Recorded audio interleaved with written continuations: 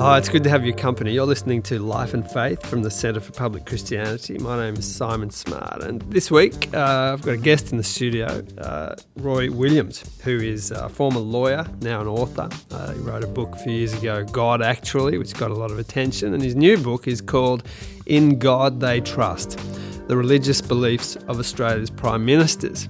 It's out now in stores, published by the Bible Society. Great to have you in, Roy. Great to be here, Simon. Now, I thought we weren't supposed to talk about religion or politics in polite company, let alone putting them together. What got you interested in doing a book like this? Well, first of all, I should confess that religion and politics are my two favourite subjects. So this was very much a labour of love, Simon. I know they are two of the three banned dinner table topics, but nevertheless, I couldn't resist the invitation from Greg Clark at the Bible Society to, initially write an article on the subject. But the more I delved into it and the more research I did, the more I came to the view that we couldn't do justice to the topic in a mere article or even extended essay. And Greg very kindly said, well, let's go for it. Let's write a book. When I started out, I thought there might be quite a few prime ministers who really I couldn't say terribly much about. I had preconceived notions that they weren't really very religious, or perhaps just formally religious without being seriously religious. But every story was of interest. In the end, I came to the view that a clear majority, 16 out of 23, were genuine believers in God. But even the 7 who have to be classed as agnostics, almost all of them thought long and hard about God.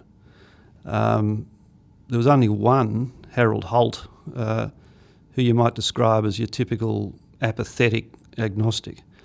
So there was plenty of material and surprises everywhere on an individual level. Now, do you think when the former Prime Minister Julia Gillard spoke of her unbelief, you make a distinction between that and atheism in the book, do. but nonetheless, people talked a lot about that. Did that make people uncomfortable, do you think? And therefore, is this book a kind of timely book in that sense? Well, I hope so. I was interested to find that no one had ever really delved into this territory before. There'd been a few articles on the subject in recent times, but certainly no books. So it was new territory. I think ever since 9/11, ever since 2001, this subject, the interplay between religion and politics, has become more topical. Kevin Rudd certainly increased the level of discussion by trying to reconnect Labor voters to Christianity in 2006 when he took over as opposition leader. John Howard's government was, well known for its promotion of Christian values.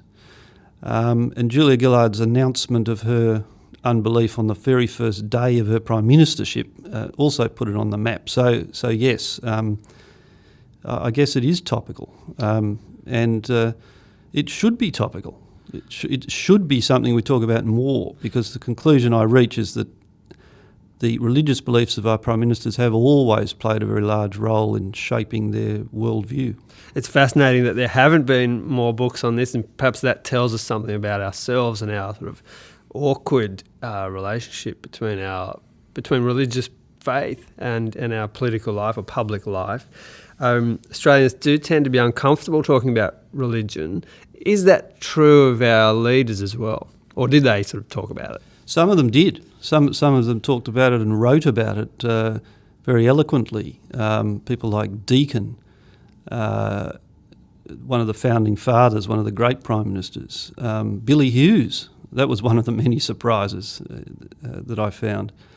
Joe Lyons, the great prime minister in the 30s.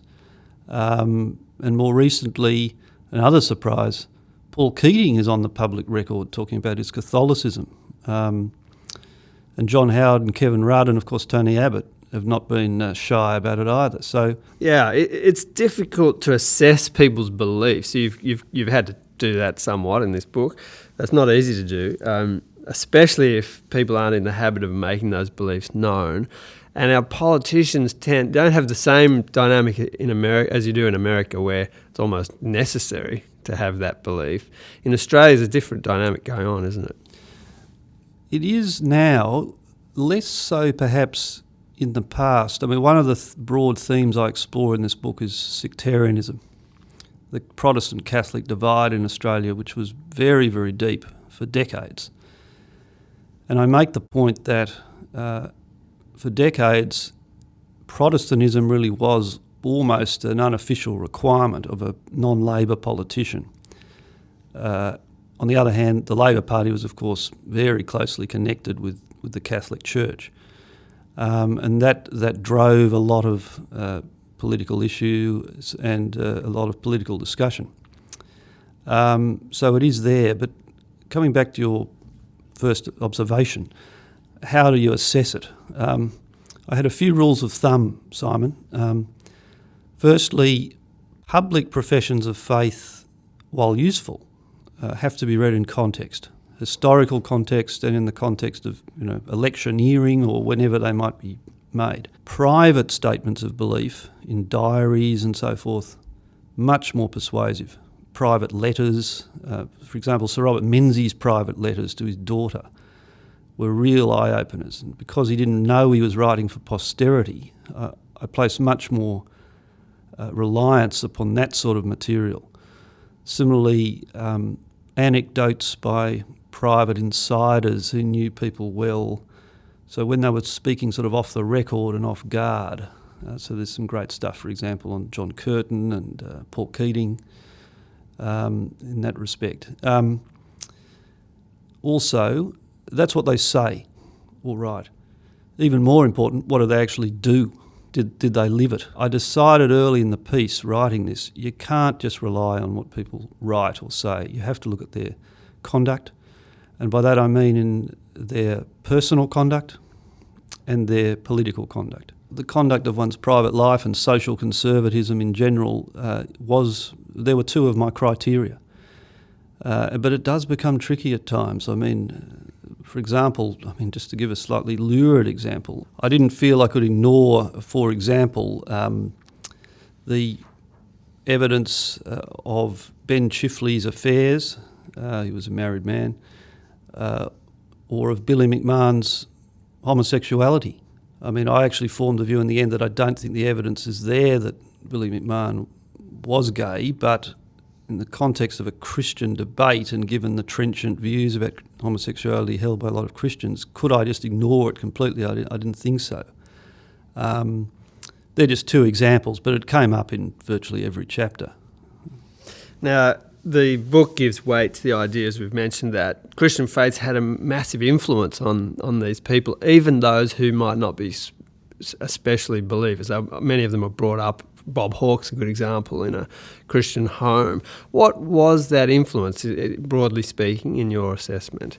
Well, certainly in the case of the Labor Prime Ministers, let's take Hawke, because he's probably the best example of all. He was brought up, his father was a Congregationalist minister in South Australia and Perth. And until his early 20s, Hawke was an active Christian, president of the student Christian movement at the University of WA, and he actually lost his faith, according to his account, on a trip to India representing the Australian student Christian movement as a result of the poverty he saw. Although I speculate in the book that there had to be other reasons apart from that. But Hawke is on the record in his memoirs as saying, even though he lost his faith and has been an agnostic ever since, the basic values that his father and his uncle, who was also a Christian socialist, Premier of Western Australia in the 1950s, imbued in him, were absolutely central to his worldview. The social justice side of Christianity, the brotherhood of man, as he put it.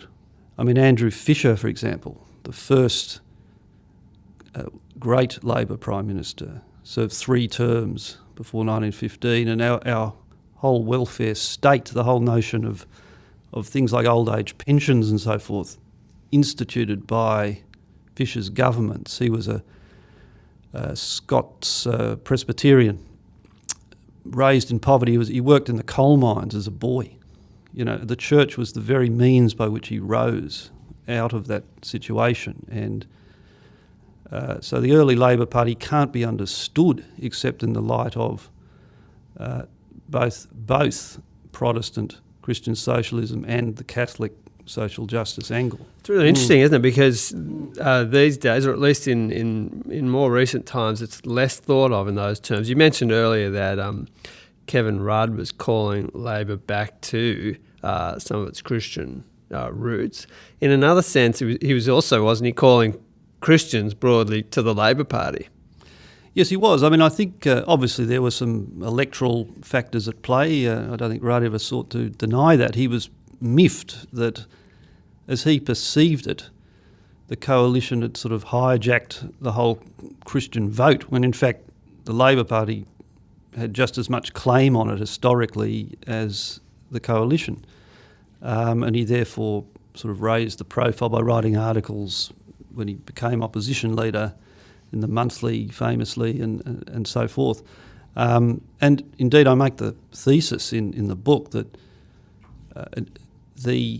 his move to reconnect with Christian voters really did help in 2007. And there's electoral evidence for that the biggest swings to Labor were in low-income seats with high proportions of evangelical Protestant Christian voters. And of course, Julia Gillard, fairly or unfairly, simply just lost that demographic completely. It obviously had a big effect. Now, we were talking about Kevin Rudd. You assess him in the book, and as you do with the other prime ministers who are believers on that score that you mentioned. I have to ask this. If you were writing that assessment today, given the latest announcements on asylum seekers and the Papua New Guinea deal and so on, would your assessment be different? It would, not fundamentally, but I have to say that from a personal point of view, I'm extremely disappointed with both sides of politics. But the PNG solution, so-called, is just yet another chapter in this rather sorry history of our country since 2001. I don't know why we can't get over it, and it's very sad. I don't blame Kevin Rudd for it. He inherited a ghastly moral political problem twice. Some people say he made it worse by his more compassionate policies the first time around. This is a very complicated issue, and Paul Keating on your score comes out as if we can do this, it comes out as the most impressive in terms of his Christian commitment. That will surprise some. It'll draw, as you say, it'll draw howls of protest from others. But why did you come to that assessment? Simply, Simon, because when I looked at my 8 criteria, and they're laid out fairly and squarely in the book, he seemed to tick most of the boxes. Orthodox theology, anti-war, egalitarian sort of economic position, social conservatism, righteous private life, and the factor that actually tipped the scales in his favour, moral courage, particularly on the issue of human rights, which has been a black spot for too many PMs, Christian and non-Christian. Obviously a flawed man, like we all are, but I just applied my criteria, and he came out well. Now, I realise that this is a highly subjective judgment. Views will differ across the party political divide, but that was the way I looked at it. And I just want to get debate going as to what we should be looking for in our leaders. If you agree with me that Keating really did live his Catholicism politically, then people might come to the view that, well, perhaps we should be following his example more. What did he do that others are not doing? On the other hand, if you disagreed with some of the things he did, well, it's a warning sign. Well, it's a fascinating book. It's going to get a lot of conversations going, dinner parties or otherwise. The book is called In God They Trust, The Religious Beliefs of Australian Prime Ministers from 1901 to 2013. This is a great addition to that discussion. Thanks for coming in to talk about it. My pleasure, Simon. Thank you.